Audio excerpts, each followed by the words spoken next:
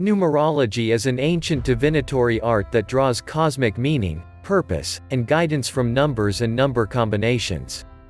Almost everything holds meaning in the world of numerology. Your birth date, your address, your name, and even your phone number all have numerical significance.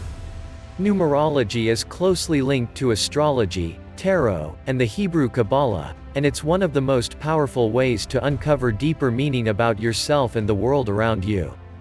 Numerologists recognize numbers 1, 2, 3, 4, 5, 6, 7, 8, 9, 11, 22, and 33 as each having their own unique meaning. Each of these numbers represents various personality traits, patterns, and dispositions, both positive and negative.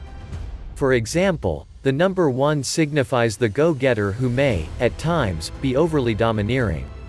The number 5 signifies a free spirit, who might also become restless. The numbers 11, 22, and 33 are considered master numbers, powerfully amplified variants of their respective sums.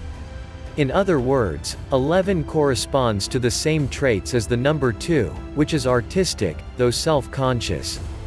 And 22 corresponds to the number 4, which is practical, though sometimes lacking imagination.